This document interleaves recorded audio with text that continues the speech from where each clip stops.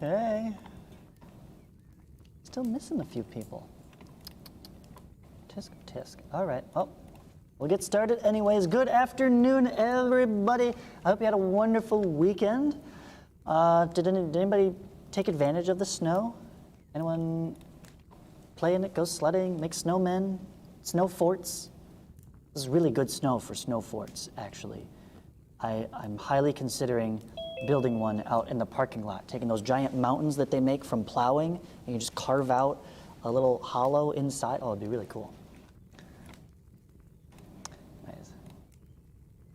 Anyways, we got some geometry to do. Maybe we can figure out what is like the best geometric shape for a snow fort. Maybe a square fort, triangular fort. Okay, igloo, perfect dome. There's something to that, right? Structurally speaking. We'll get there. We'll get there. Right now, we're just going to stick with the 2 dimensions. And this chapter actually introduces us to, hey, said 2-dimensional geometric dealings, right? So last week, we finished the pure problem-solving chapter. We had our test. Test is graded. Scores are in. Check the grade book. It's there. If you have any questions, feel free to send me an email. I'm happy to explain where it came from, because I don't have a good way to provide the scoring feedback, like on where you got what parts. I have to figure out a way. I could have created the rubric. Anyways, so if you have questions, email me, all right? Explain exactly where the points came from and all that. Otherwise, we are now going into chapter 2, which is the first true geometric topical chapter of this text. And so now we're going to combine our problem-solving skills with our basic geometry skill set, right, from last semester, those things we've been working on, and we will combine them to start answering much more interesting questions. Not the basic rote exercises like we did before. Now we're solving real geometry problems. Okay, and they'll be more geometric in nature instead of matchsticks and counting and such. So let's take a look at that. Section 2.1 started with undefined terms, definitions, postulates, and then those things together helped build up the segments and the angles content. So it was almost like 2 sections in one. And the reason they did that is we have to address the elephant in the room. How do we know something is true? Just because the teacher says it doesn't mean it's right. Although if I said it, you can count on that, right? I'm never wrong. How do we know something is true? This is not just mathematically, but this is a field of study in all disciplines. Okay, this is a big issue for every topic of study. And if you want to study, the truth itself, this is where philosophers, that's actually one branch of philosophy. Historically, a lot of mathematicians, a lot of the famous mathematicians were also philosophers, René Descartes, for example. And other disciplines have their methods, right? Science has the scientific method. How do we know that this statement about, how does gravity work? Well, it works exactly this way. Well, how do you know it works exactly that way? Well, we set up an experiment, okay? We hypothesized, well, maybe it works like this, and we tested it. You come to a conclusion, right? That's the scientific method for revealing truth. History class, right? You have historical documents, an historical analysis of first primary sources, secondary sources, right? Archaeological evidence, that kind of thing, that all comes together to reveal the truth about history. Even theology, okay? Since we're in a Catholic school, you take theology class, that also has some basis on what is true, right? What do we know about the nature of God? What's true? And all of those rely on having some starting point, theology in particular, right? The theological structure, all of Christianity depends upon the existence of God, okay? That's like your starting point. First, God exists, and then he did all this stuff, and he said these things, right? And the rest of the faith flows out of that. Similarly, our knowledge about mathematics has to have a starting point, right? And you kind of see it as you progress from elementary to middle school. And here in high school, you see the algebra, the pre-calculus, the calculus, right? They all build on top of each other. Well, what's the bare bones, the lowest layer? In geometry is where we get to peel away the veneer and look at that structure underneath, right? And this is it. It's not just geometry, but all the math disciplines are built this way, okay? More or less. Some of them have slight differences, but they are mostly composed of theorems. Okay, this is the biggest category. And theorems are not somebody's theory. It's not something you think, well, theoretically, I mean, it could be wrong. No. Theorems are absolutely true. Okay? These are statements of truth. Okay? They are relationships, structure of math. And most importantly, provable, right? We can prove something is true. How do we know this one to be true? Well, because this comes off of this fact, and you take this other fact, and you combine it together, and you must get this result, okay? It is the logic component that we started the year with. But even that always has to start somewhere, okay? You can't prove a theorem with another theorem that hasn't been proven, right? You always have to build up from something. And so postulates and axioms are what the theorems are built upon. These are still statements of truth. These are still true statements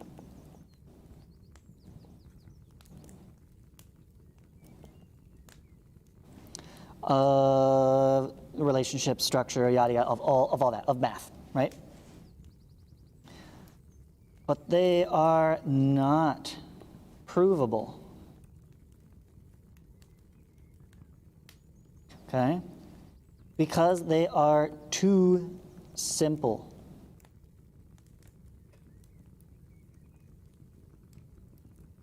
They can be simply observed to work, okay? There's not some prior basis that you can say, oh, well, this works because that works. The postulates and axioms, they work just because they do. And you kind of have to accept them. They are part of that starting point, okay? It'd be like if theorems are the molecules of the math world, then the postulates and axioms are the atoms, right? They are the base, the smallest structure that still holds a meaningful property. Okay? And then you put some of them together and you get the theorems, and those are like the molecules, and you use those to make all the other stuff. But even postulates and axioms themselves are not technically the simplest possible. Because we can break apart a statement into individual words. And that's where the definitions come in, right? So the definition gives meaning to our terms so that we can have a shared language and communicate about these ideas. And you put several terms together, right? And you get a statement, right, from these defined things. But as the book pointed out, definitions themselves are a problem, right? Definitions are cyclical. You look up the definition of one word, and in that definition is a whole bunch of other words that you might then have to look up the definition for, okay? You look up laminac, and then you're like, laminac is the barcafunkel, and then you're like, what the heck is a barcafunkel? And you look up a barcafunkel. It's like a barcafunkel is like a pack of laminac. And then they're like, what? Right? One word leads to another word, leads to another word. They're always comprised of words. Language is such a headache. So mathematicians said, no, we're going to have a starting point. We're going to have some terms that are just undefinable. Okay? That's our starting point. These are still terms we accept as true because they are too simple to reduce down otherwise, right? These are the quarks and leptons of the universe. We've gotten all the way down to the bare bones. You can't break it anymore. You just kind of have to say, well, it's there. You have to start somewhere. Just like theologically, you have to start with the existence of God. God creates the universe, creates animals, the world, mankind, all that, right? And all that follows on through Genesis and the rest of the Bible, right? It all follows. But you got to start somewhere. This is our starting point. Okay? Any questions about that structure?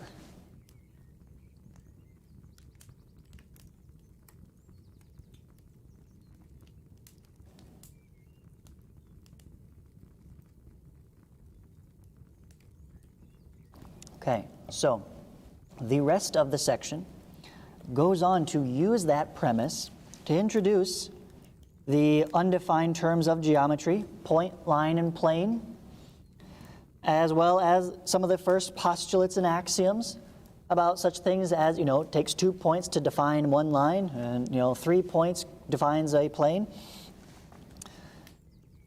And then we get up to building what I would consider the main building blocks of geometry. Point, line, and plane, those are the atoms, okay? But you really want to make stuff, you're usually dealing with molecules, okay? Oxygen, as it exists in most of the atmosphere, is bound as O2, oxygen molecule, okay? You rarely find just one by itself. So we're going to deal with molecules here. And the basic molecules, the hydrogen and oxygen of geometry, are segments and angles. We take a string of points, and I know we said, well, you could define a line as an infinite series of points, and it goes on forever in both directions. And that's fantastic, but not very practical, because we don't have any physical things that actually go on forever, thank goodness. They all have a stop and a start and a defined length. Okay? And that was one of the beautiful things about the line segment, is the ruler postulate that says we can take this physical thing, this set of points we've defined in space, and assign it numbers from arithmetic, from algebra, bring in the number line, say, hey, if we arrange the numbers along this segment, we now have a ruler. We can measure things. We can compare distance between one thing and another based on what number it falls on relative to the segment. Now that's a powerful relationship. And then we took another one. And we said, now we take another segment and we connect the two, end to end. And between the two, that empty space, we call the angle. And now we've got something even more powerful, because now we can define distance, and now we can define a direction. And now we can pinpoint any location anywhere. We can describe how it relates to this over there. Well, it's this far away, and it's over that direction, over that way, right? And now we can start building things. Because we have sides, we have angles, we can create polygons, we can create shapes, we can build buildings and bridges and trusses and all that wonderful stuff. It all comes back to understanding segments and angles. So this section is critical and foundational. And there's so many powerful things we can do with these items all by themselves. Okay? I'm going to go through a couple examples today of some problems from this section. And as I'm working through them, I want you to think about and I will try to point out as I go, what knowledge is brought in on this problem. What, for instance, what types of theorems and postulates and terms, what do you have to know that goes into this? How does this problem stem from the existence of segments and angles? So here's the first one. A child leaves home and arrives at school after walking 6 blocks due south and 8 blocks due west. Already we have a lot going on, mathematically speaking. And it's in its simplest of forms. Such a statement could not exist. I'm going to ignore the English translation part, but you convert this to math, and already it is absolutely dependent on everything we've been talking about, right? The idea that I can specify 6 blocks, I can say how far I walked. That is only possible because the ruler postulate. Okay? I've modeled my walking, this child's walking, by a line segment. And I've matched it to the number line and said, this segment can be broken up into 6 pieces that each correspond with a sequential integer of the number line. That's some powerful stuff there if you think about it. And then, we did the same thing with 8 blocks. Except the 6 blocks and the 8 blocks are also distinguished by due south versus due west. What does it mean to go south compared to west? What's the difference there? That's a direction, right? Direction only exists as an angle, right? If it was in a one-dimensional universe, okay, everything exists along a straight line. There is no east-west. It's either forward or backward. It's either in front of you or behind you. And all there is distance, positive or negative. But now we're talking about on the street, right? On the flat, right? The approximate plane of this relative Earth's surface, right? The piece of city between his house and the school is now 2 dimensions. And I can compare from one to the other. Did I go all the way this way? No, I turned and I went that way. Right? There was a turning. Because let's start by drawing a quick picture here, even before I've read the rest of it. Right? Leaves home. Let's call this home. Leaves home and travels south. There he goes this way. 6 units. How do I know it's that way? Well, we got to know about the compass rose, right? North, south, east, west. Never eat shredded wheat. These directions have meaning as angles apart from each other, specifically 90-degree angles. 6 blocks south, 8 blocks west. Then he went that way, right? He didn't just continue on as he did. He was facing this direction, and he had to turn, right? That's a rotation. That's an angle. Ended up at some point we'll call school.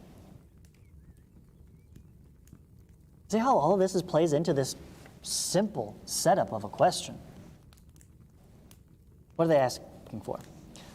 Find the approximate bearing, that's a new word, of the child's home from the school. Bearing of the home from the school. So it sounds like they're asking something about going from here back.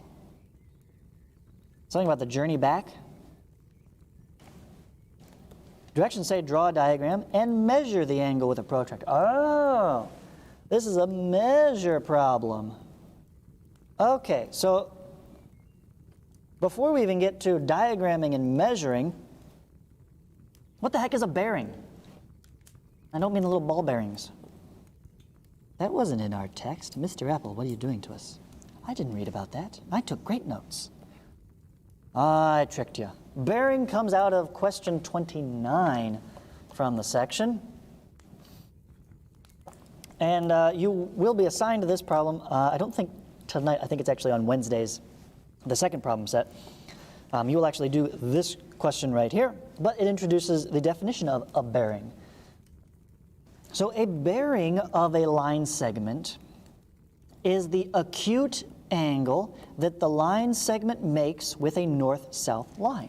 So it does have something to do with what direction you're going in, but it's more precise than northwest. Like, well, how much northwest? A little bit northwest? A lot northwest? So northwest that you're actually going more west than north, right? That's where bearing comes in. We're going to measure it with an actual angle, number of degrees. And it is the acute angle to the north-south line. So here we have an example there, B, 20 degrees to the north-south line. If I had some other, if I was going like this way, right? I would measure, here's the north-south line, so I can have either this angle or this angle. Only one of them is acute, right? See that? not this guy. We want this one, right? So you'll measure to the line to form an acute angle. If you end up with an answer more than 90, you've done something wrong. Go back, draw again. That's the bearing. And very useful with like ship navigation and such.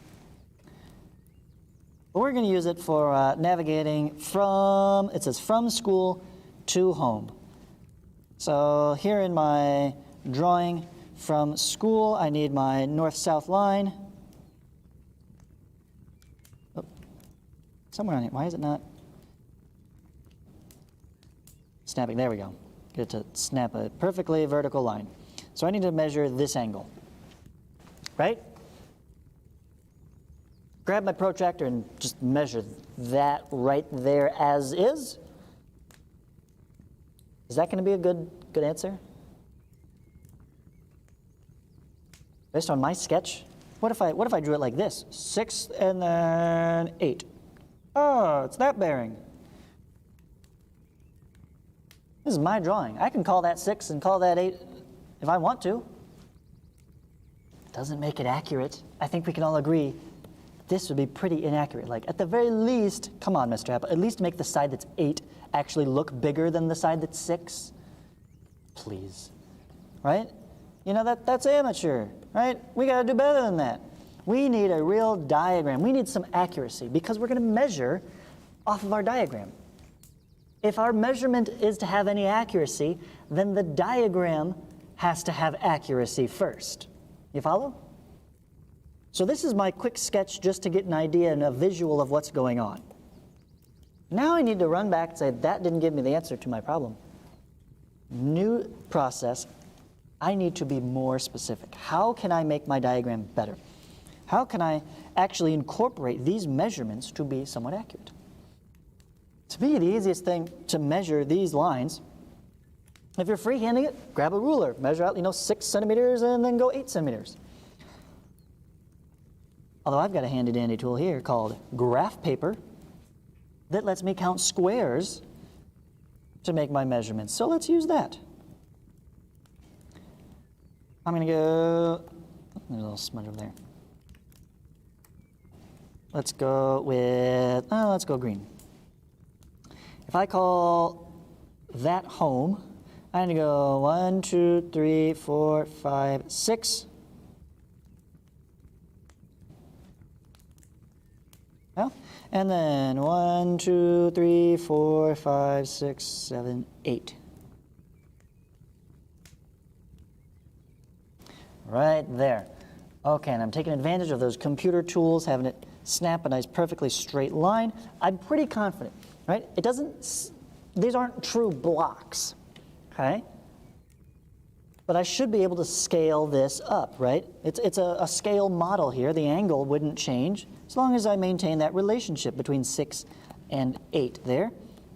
And so now I want this line here, and I need my north-south line there so I can measure that angle.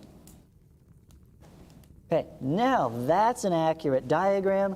I can take my protractor and simply measure that angle to whatever accuracy within the protractor, and I'm pretty comfortable with that. I don't have a protractor. Well, I mean, I do, but if I use the protractor, you wouldn't be able to see it because it doesn't show up on the screen. I need like a digital protractor. Okay, so ordinarily at home, the problem would be basically done here. Measure, go home. I'm introducing a new problem because of the digital version. I have to first create a digital protractor that you guys can see on screen. So here's the best I can do. I can make a circle, okay? And I can make a perfect circle and get it to line up on the dot. Okay, so now I can connect top to bottom, oops, left to right. Okay, so this is absolutely the center. And let me scoot this away just a little bit. Okay, now it snaps to the grid. Very nice. Now I can start marking this up as my protractor, because I said we can do that. We just take, right, a semicircle and we start creating marks evenly spaced. I got to measure from here out that way. So I'm going to call that 0. Here's my 0 degrees. I know all the way over here would be 90 degrees. Okay. And I'm pretty sure my software will let me snap to a perfect 45 right there as well. Okay, lovely. So I'm pretty comfortable with those. If it was 45-degree angle, I'd have it right on. What if it doesn't land on 45? Okay, we gotta do better than that. How can I make better measurements? How do I make better marks? Well, turns out the human brain is very good at a few things. And one of those things is dividing things in half visually. You are very good at getting a really close approximation of perfectly in half. Right? You are not very good at dividing things in thirds very well, right? Estimating thirds visually. As I'm sure you can make, like, try folding a piece of paper perfectly in half. Now try folding a piece of paper perfectly in thirds. First time. Yeah, which one's easier, right? So I can start breaking this thing down. I can just keep dividing in two, dividing in two, dividing in two, until I get as accurate as I need. So let me approximate here. That looks like half 45. And right there looks like halfway between 45 and 90. And then right there, it's halfway between those. Let me beef that one up, and we'll go there and there, right? And the smaller they get, actually, the easier it becomes. So we can keep getting more and more accurate as we go. I don't really need to get super accurate here. I think that's good enough for now, because then I can, again, if it doesn't land right on the dot, I can also approximate, oh, well, it's at least about a third of the way over. We'll see what fraction it looks like it is, and go from there. But I at least know this is accurate down to, let's see, what's half of 45? 45 divided by 2 is, half of 40 is 20, half of 5 is 2.5, 22.5. And half of 22.5 would be 11.25. So this is accurate to the 11.25 degree. Right? If you believe I've done a good enough job of drawing this thing. So let's, whoops, okay, I'm gonna have to move this out of the way so we can grab just the protractor here. Let's give it a shot. Put it on the center. And oops, I forgot the 0's degree.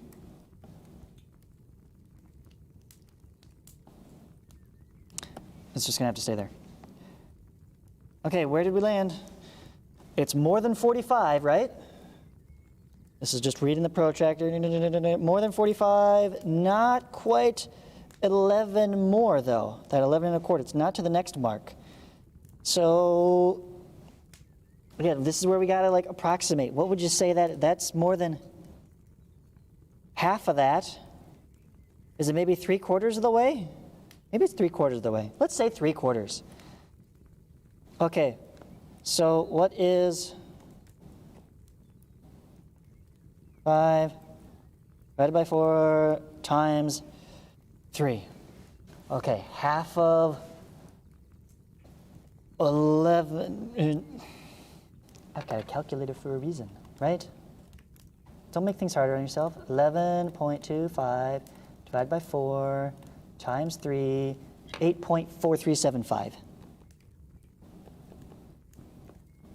That is way too precise of decimals, okay? We'll round our final answer. So it's that much more than 45. Okay, so we'll add our 45 degrees to that. 53.4375. I'm not going more than 0.4, right?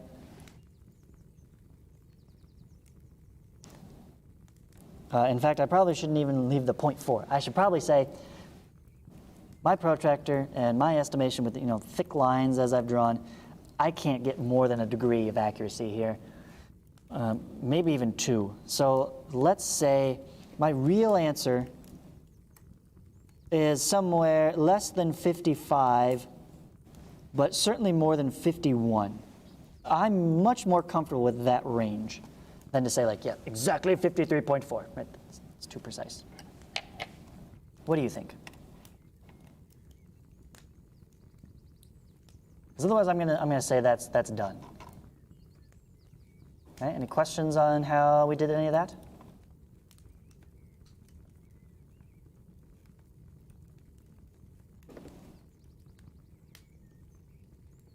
No? Okay, then let's look at the next problem. What can we get out of this one? A standard clock face is divided into 12 hours or 60 minutes. Ah, good old analog clocks. Mathematicians love their analog clocks. So many good math features in a clock. What are we going to do with this? After 1 hour, through what angle has the hour hand rotated? The minute hand? What angle? Oh, so what we're going to do here is we're going to translate hours and minutes past of time into degrees on the clock face. So after 1 hour, the hour hand and the minute hand moves how far? After 1 minute, through what angle has the minute hand rotated, the hour hand? Angles of rotation of the hands compared to full hours and minutes of time. Then determine the measure of the obtuse angle formed by the hour and minute hands at 9:10 and 5:56. Okay, so I'm going to skip part D for the sake of time. But conceptually here, we want to know, something almost like this, right? Here's our clock. We're looking for the angle between the hands. Well, if we know how much each, this is 5, 10, 15 minutes, plus, 3 more, 18 minutes. If I know how many degrees per minute, it's a really easy unit conversion, right? So that's all I need to do. I need to set up my unit conversion, and then I can easily determine the angle between the hands. So let's start then. 1 hour.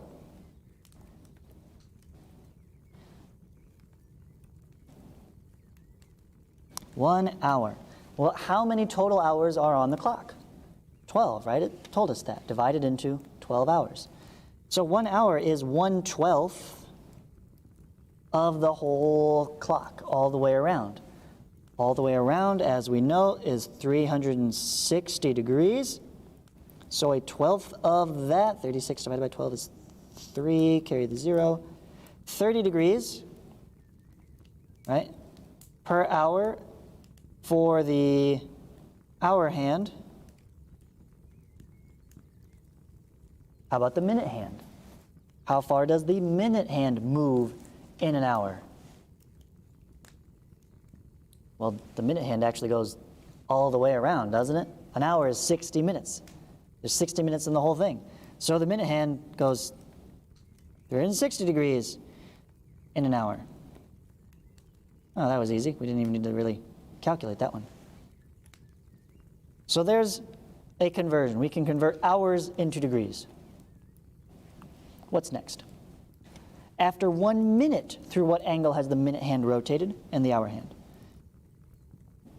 Well, let's match them up. A minute, we know, is 1/60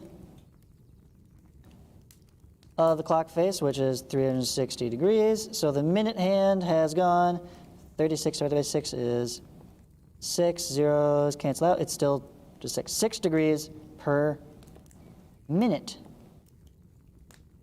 at least for the minute hand, right? The hour hand doesn't go all the way around. The hour hand still travels 1/60 of an hour, but we already know that the hour is 30 degrees, right?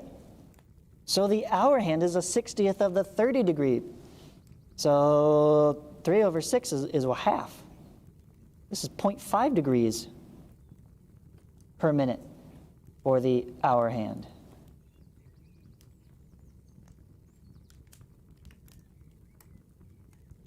Any questions there so far?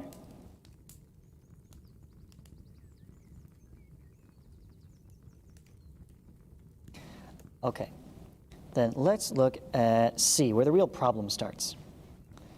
The measure of the obtuse angle formed by the hour and minute hand at 9:10 and 5:56. So one at a time here. Start with 9:10. Draw a picture. What does 9:10 look like? Here's 12. Here's 9. Here's 3. No, that's not 9. That's 6. This is 9. Okay, at 9:10. So 9 and minute 10, right? 1, 2. Of course, this is not perfectly horizontal, right? It's like that. Not quite to 10 yet, but a little bit past the 9, right? We understand that. It's moving continuously. In fact, we could, well, let's see. Let's count, right? How much space is between these things? We can clearly tell that there's at least 1, 2, 3, 4 hours worth between them. And the question is, how much is left in there? That's probably the tricky part. We can't just count that. Well, it's some fraction of an hour. How do we work out what fraction of the hour? Well, let's think about this. If it was a full hour past, the hour hand would be all the way at 10. Instead, only 10 minutes have passed. We've got 10 minutes out of usually 60 minutes, right? So it's 1/6 of an hour. That's how much time has passed. But we know how to convert time 1/6 hour. In fact, we can just leave it as minutes, right? 10 minutes is how many degrees for the hour hand. The hour hand, degrees per minute. Look, just use that as your unit conversion. 0.5 degrees per 1 minute. Minutes reduce. 10 times a half, which is 10 divided by 2. 5 degrees. Okay? Similarly, we had up here 1, 2, 3, 4 hours. And that 4 hours translates to, well, now we're dealing with distance of the minute hand from 10.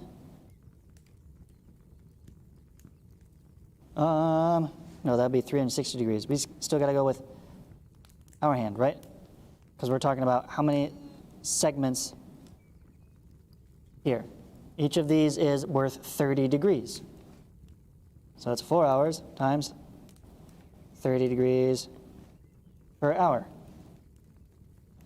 4 times 30, 120. That doesn't seem right. What did we do here?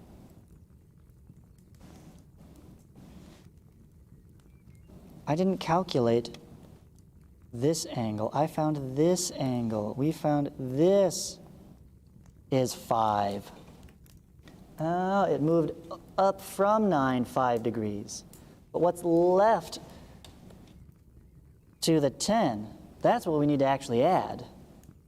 Okay, so knowing that this piece is 30, we moved 5, that means we have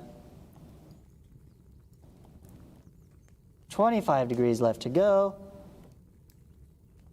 Add that onto our 120.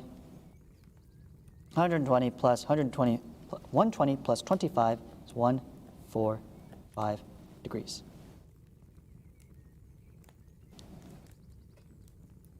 Pretty good, huh?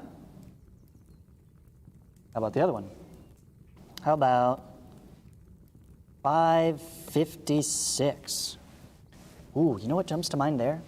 That's really close to 6 o'clock, isn't it? Right? Let's try to solve a simpler problem.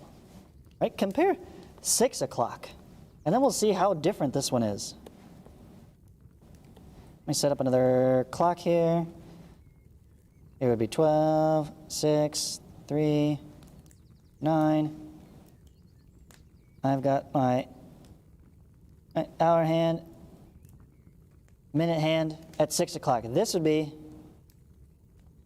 perfect 180, right? Except that's not what we actually have.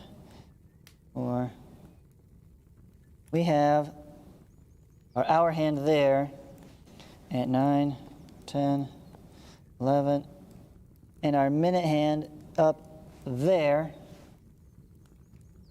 Ooh, maybe it is a 180. I don't know. It's going to be a close call, right? 56, actually. 56 is pretty close to 11, really. More like that, right? 55, 56. Okay, so we have an angle in here that is slightly less than 180. How much less? Well, let's compare. If it was all the way at 6 o'clock, let's not. My minute hand is this much short, right? 4 minutes short, right? And the hour hand is also moved back. But remember, I need this angle here. So this angle would have been the other side of that 180. So since this moved into that angle, I'm going to subtract this. This hour hand moves away from this side angle, so I got to add that. Does that make sense? They're moving in two opposite directions. One of them is going to add to my angle. The other is going to take away from my angle. So I got to subtract 4 minutes from the minute hand, but I have to add 4 minutes for the hour hand. Okay, so 4 minutes on the minute hand. Minute hand moves 6 degrees per minute, so that's 24 degrees. 4 minutes on the hour hand moves 0.5 degrees per minute. So that's 2 degrees from the hour hand. I'm going to take my 180, and we got to subtract 24, because the minute hand is not quite where it needs to go.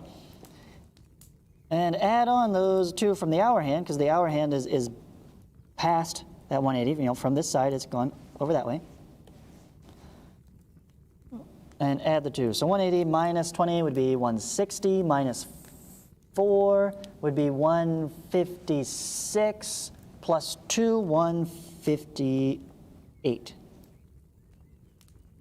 There you go. So there's another way to do it. You can build them up in individual pieces, or you can compare to an easy one. You know, we could have done this as like from 9 o'clock. This is add this and subtract that, right? Could have done that way as well. Questions there?